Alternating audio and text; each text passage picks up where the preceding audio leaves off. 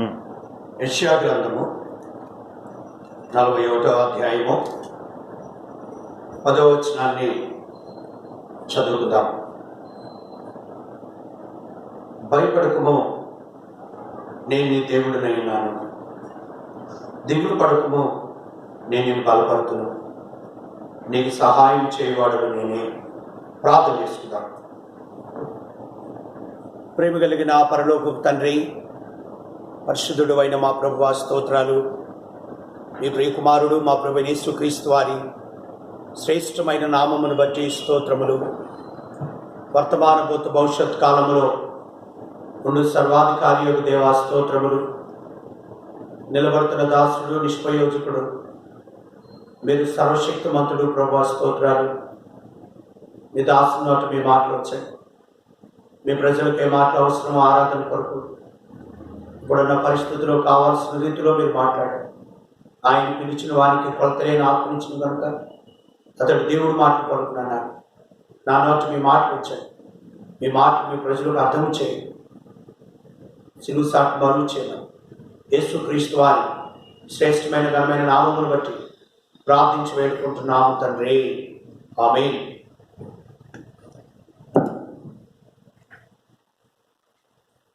ప్రియమైన దేవుని పిల్లలారా, ఈ యెషయా గ్రంథము 41వ అధ్యాయము 10వ వచనం చూస్తే ఇది వాగ్దానం కూడా. భయపడకము,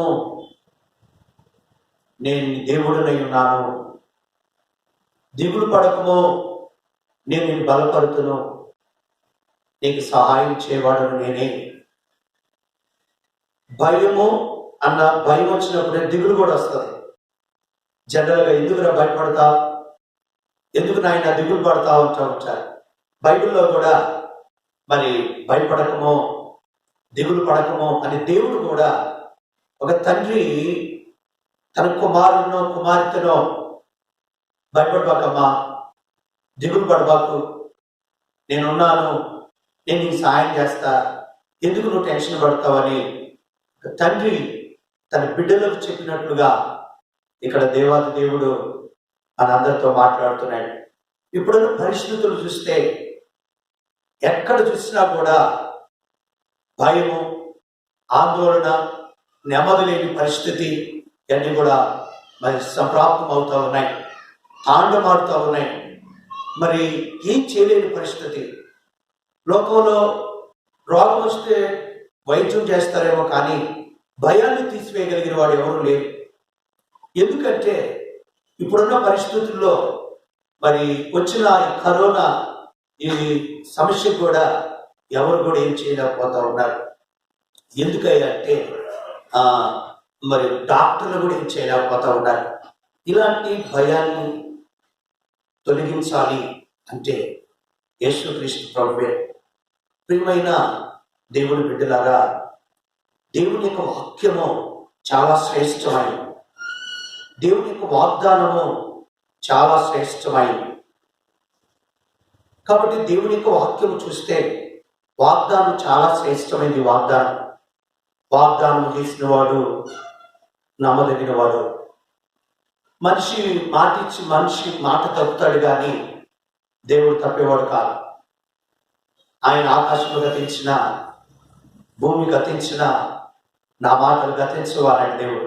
సరే, నేను దేవుని యొక్క వాక్యంలోకి వస్తాను. ఎందుకు మనం భయపడకూడదు? ఒక లోకమంతా దేవుణ్ణి ఎరగిన వారు భయపడినా, సహోదరుడా ఓ సహోదరి, మనం భయపడకూడదు. ఎందుకు మనం భయపడకూడదు? క్రైస్తవుడు ఎందుకు భయపడకూడదు? ఉన్న పరిస్థితులను బట్టి, అవి రోగాలు కావచ్చు, లేక సమస్యలు కావచ్చు, లేక ఆర్థిక ఇబ్బందులు కావచ్చు, రకరకాల పరిస్థితులు చూసి మనకి లోకం భయపడచ్చు కానీ మనం భయపడకూడదు. ఎందుకని భయపడకూడదు?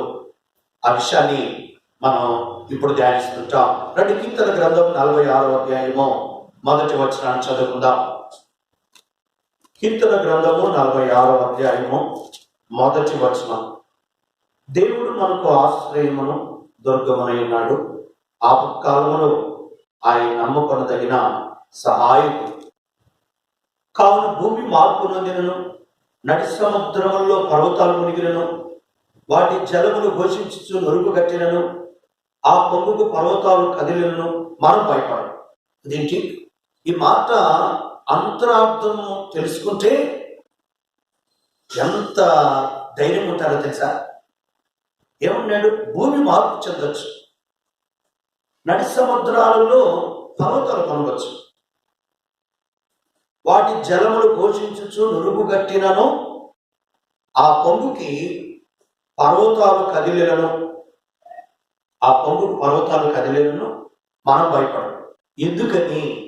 క్రైస్తవుడు ఎందుకు భయపడకూడదు? ఎంత ఉపద్రవం వచ్చినా, ఎలాంటి పరిస్థితులు తాండవాడినా ఎందుకు మనం భయపడకూడదు అంటే, మన దేవుడు ఎలాంటి వాడో తెలుసా సహోదరుడా, సహోదరి? ఆపత్కాలంలో నమ్ముకొనదగిన సహాయకుడు. నెంబర్ 1.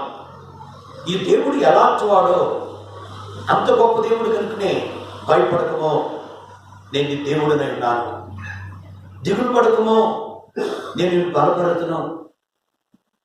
ఎంత శ్రేష్టమైన మాట చెప్తున్న దేవుడు ఎవరు? దేవుడు ఆపత్కాలంలో నమ్ముకొనదగిన సహాయకుడు.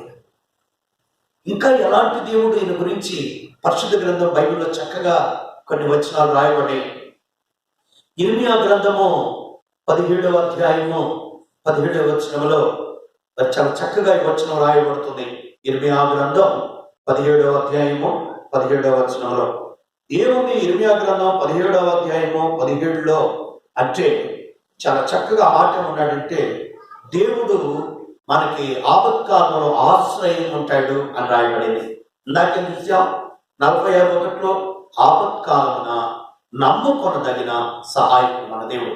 అది కానీ మనం భయపడకూడదు. పరిస్థితులు ఏవైనా కావచ్చు, పరిస్థితులు తారుమారు కావచ్చు, కరోనా కావచ్చు, ఏ వైరస్ కావచ్చు, మనం భయపడకూడదు. ఎందుకు భయపడకూడదంటే ఆపత్కాలంలో నమ్ముకొనదగిన సహాయకుడైన నెంబర్ 1. 2 నెంబర్ 2 ఈ ఇర్మియా గ్రంథం 17:17లో చూస్తే ఆపత్కాలమున ఆయన మనకు ఆశ్రయం ఉంటాడు అని రాయబడింది. 17:17లో ఆపత్కాలమున నీవే నా ఆశ్రయమో. దేవుడు ఎవరు? దేవుడు ఎందుకని మనం భయపడకూడదు?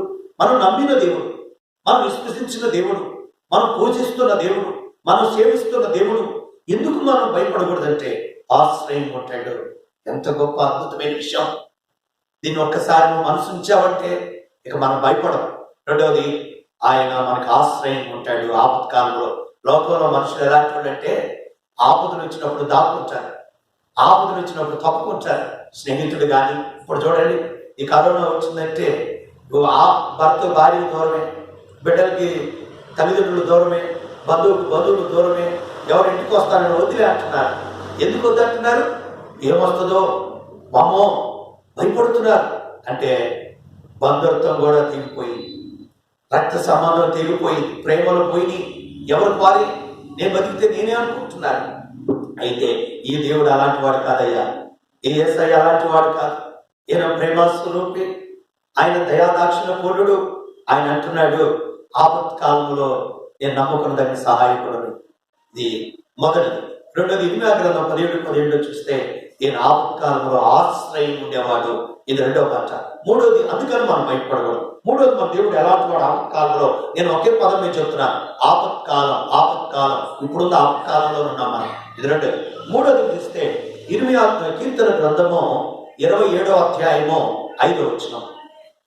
కీర్తన గ్రంథము 27వ అధ్యాయము 5వ వచనం. 27:5 ఆపత్కాలమున ఆయన తన పర్ణశాలలో నన్ను దాచును, తన గుడారపు మాచును నన్ను దాచును. ఎంత మంచి దేవుడు అండి!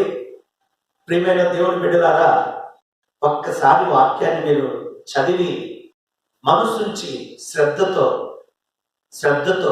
మంచి మనసుతో దైవికంగా ప్రార్థన కొరకు ఈ వాక్యాన్ని చదివితే నువ్వు ఇంక భయపడవు. ఎవరంటే మన దేవుడు ఆపత్కాలంలో తన పర్ణశాలను, తన గుడారం చాటున నేను దాచును. ఎందుకంటే భయం? తన పర్ణశాలలో దాస్తే, తన గుడారంలో దాస్తే, తన రెక్కల కింద మనం దాస్తే ఇంకేమైనా భయపడాల్సిన పని ఉందా? ఒక ఉదాహరణ చెప్తా మీకు. ఆకాశంలో గద్ద సంచరిస్తూ ఉంటుంది గద్ద. కోడి ఆ పిల్లలు మేస్తా ఉన్నట్టు అట్లాగే వెళ్తాయి. ఒకసారి ఈ గద్దను చూస్తుంది కోడి తల్లి. చూసి ఒక రకమైన కోత వస్తుంది. ఆ కుయ్యటంతో వెంటనే తల్లి యొక్క స్వరాన్ని ఈ పిల్లలు విని వెంటనే పరిగెత్తుకొని వస్తాయి. ఏదో ఆపుతుంది, ఏదో రాబోతుంది అని వచ్చి ఈ కోడి యొక్క రెక్కల కింద ఉంటాయండి. కోడి రెక్కల కింద ఉంటాయి. అయితే ఒక్కొక్కటి రాదు, ఏడో దూరం ఉంటుంది. అది తర్వాత సంగతి. ఈ రెక్కల కింద ఉన్న కోడి పిల్లలు ఎట్లుంటాయో తెలుసా? ఎట్లుంటాయో మీ అందరికి కూడా తెలుస్తుంది. ఎందుకంటే కోడి ప్రతి ఇళ్లలో దాదాపు ఉంటాయి. వాటిని కోడి పిల్లలను చేపిస్తూ ఉంటారు. ఒకరు చేపించకపోయినా చూస్తుంటాము. ఎంతగా ఉంటుందంటే ఆ పరిస్థితి, ఆ పిల్లల లోపట సందడి చేసుకుంటుంటాయండి. సందడి ఎంత సందడి ఉంటాయి అంటే లోపట మామూలు సందడి ఉండవండి ఆ కోడి పిల్లలు. వాటిని ఒకసారి పరిశీలిస్తే మాకెంత ఆనందం. గద్ద వస్తేనే వాళ్ళ గద్దగా తల్లి వస్తే మాకేమండి ఏందంత ధైర్యం, మమ్మ రెక్కల కింద ఉన్నాం, మాకేం భయం అని ఆనందంగా కేరెత్తలు కొడతా సంతోషంగా ఉంటాయి ఆ పిల్లలు. ఎంతో గొప్ప భాగ్యం అంటే అది. నిజంగా కోడి తన పిల్లల రెక్కల కింద ఉంటే అంత ఆనందం ఉంటే భయపడకుండా, గద్ద గురించి భయపడితే భయపడదు మమ్మందని. మరి మన దేవుడు అన్నప్పుడు మనం ఎందుకు భయపడాలి? ఎందుకు భయపడతాం చెప్పండి? భయపడాల్సిన పని లేదు సహోదరి. నువ్వు ఎక్కడున్నా, నువ్వు ఇంట్లో ఉన్నా, నువ్వు ఎక్కడ కూర్చున్నా నువ్వు భయపడబాకు. ఎందుకంటే మన దేవుడు ఆపత్కాలంలో నమ్ముకున్న దగ్గర సహాయకుడు. రెండోది, మన దేవుడు ఆపత్కాలంలో ఆశ్రయం ఉండేవాడు. మూడోది, మన దేవుడు ఆపత్కాలంలో నిన్ను తన పర్ణశాలను దాచును, తన గుడారపు చోటును దాచును, తన రెక్కల కింద దాచునని 91వ కీర్తన 4వ వచనం. ఇంకెందుకండి భయం? భయపడాల్సిన పని లేదు. ఇది మూడోది. నాలుగోది, మన దేవుడు ఎవరో తెలుసు ఆపత్కాలంలో ఇంకో చక్కని మాట రాయబడింది. కీర్తన 18వ అధ్యాయం 18వ వచనం. కీర్తన గ్రంథము 18వ అధ్యాయము 18వ వచనం చదువుతాను, మీరు జాగ్రత్తగా చూస్తా ఉండండి.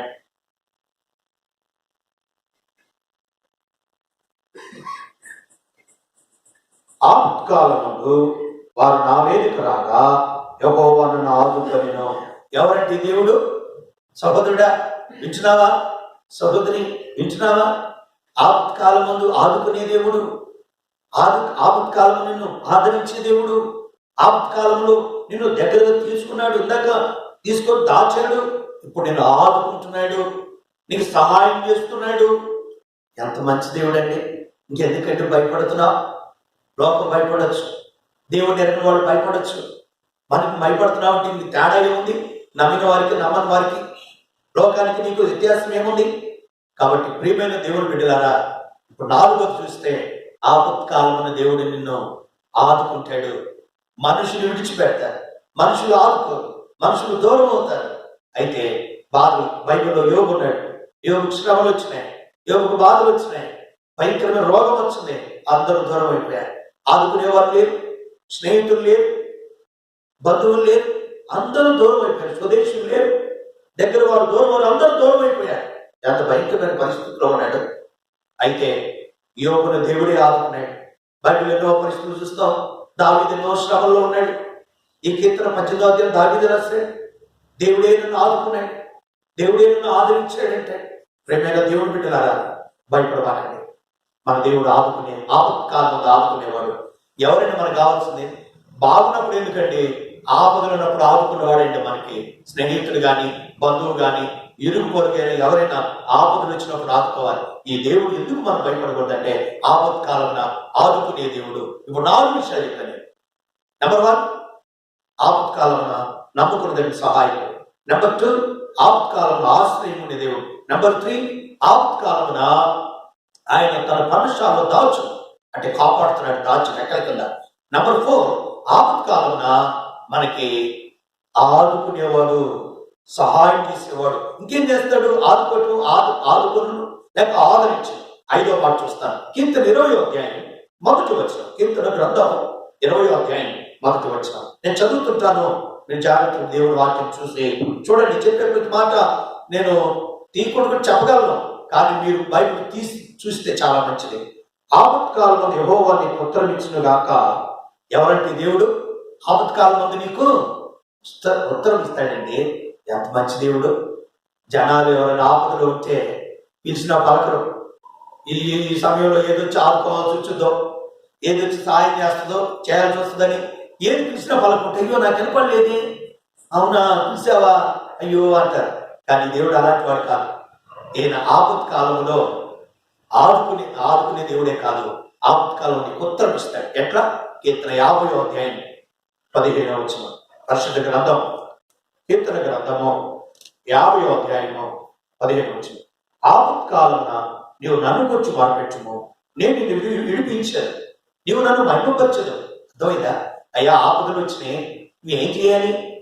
వాళ్ళ దగ్గర పోయి వీళ్ళ దగ్గర పోయి అయ్యో ఈ పరిస్థితి, అయ్యో కరోనా, అమ్మో అవుతుంది, అయ్యో ఈ పరిస్థితి, ఇది కాదు. ఆపత్కాలమున దేవుడి పాదాల దగ్గరకు రా. దేవుడు వచ్చి నీవు ఎక్కడ ఎదురు లేక ముగ్గురింటి వారి మధ్య దేవుడు ఉంటాడు, నీ ఇంట్లోనే కూర్చొని ప్రార్థన చేయి.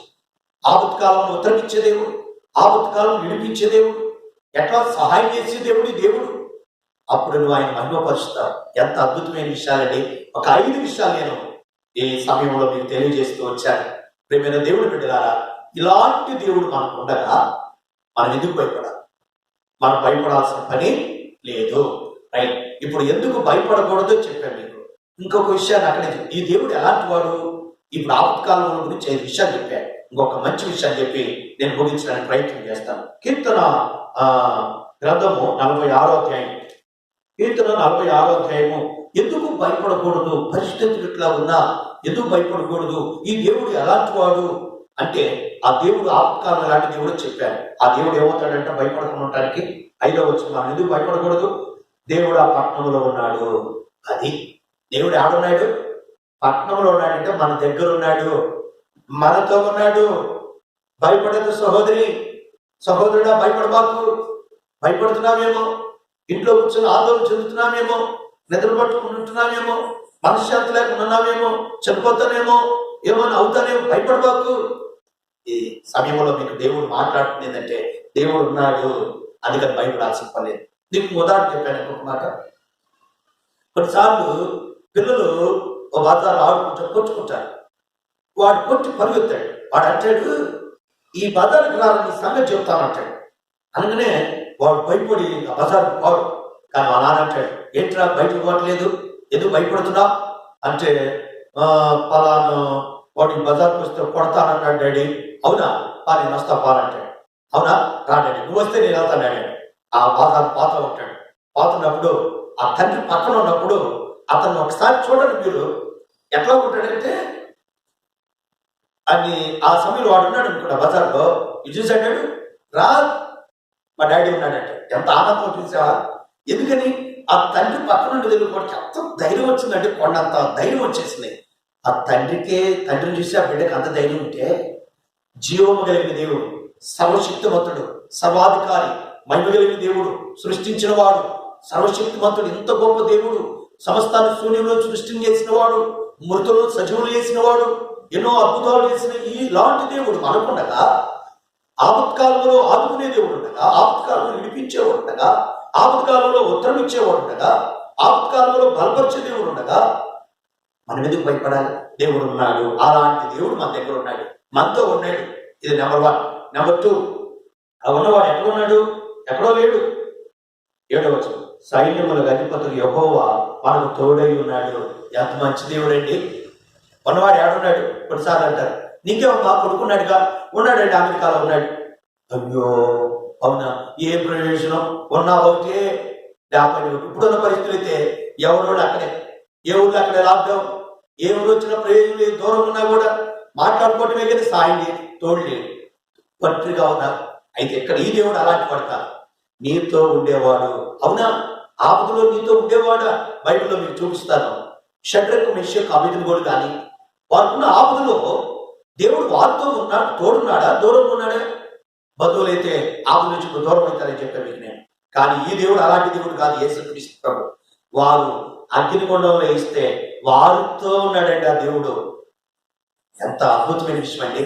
అంటే దేవుడు నీ ఆపదలో నీ తోడుండేవాడు, నీకు తోడుండేవాడు. ఇది రెండోది. ఇంకా చెప్పాలంటే మీకు దానియేలు సింహం బోన్లు వేశారు. అయితే దేవుడు దానియేలుతో లేడా? ఉన్నాడు. సమయంలో ప్రేమైన దేవుడు బిడ్డలారా, దేవుడు నీతో ఉన్నాడు, దేవుడు మనకు తోడున్నాడు. అందుకని భయపడద్దు. నెంబర్ 1, ఉన్నాడు. ఉన్నవాడు ఆడవలేడు, నీతోనే ఉన్నాడు, నీ మధ్య ఉన్నాడు, నీతోనే ఉన్నాడు. అందుకని మనం భయపడకూడదు. ఇది రెండోది. మూడోది, ఈ మాట చెప్పి నేను ముగిస్తాను. మూడో మాట, ఆ ఉన్న తోడున్న దేవుడు ఏం చేశాడు? పరిశుద్ధ గ్రంథం 5వ వచనం 46:5, అరుణోదైన దేవుడు దానికి సహాయం చేయించున్నాడు. 3 విషయాలు చెప్పానయ్యా సోదరుడా, సోదరి. 3 విషయాలు. ఒకటి, దేవుడు ఉన్నాడు. రెండోది, ఉన్నవాడు తోడే ఉన్నాడు, ఆడలేడు. కొన్నిసార్లు అనుకుంటారు ఆడో ఉన్నాడయ్యా, లేదు, నీతో ఉన్నాడు.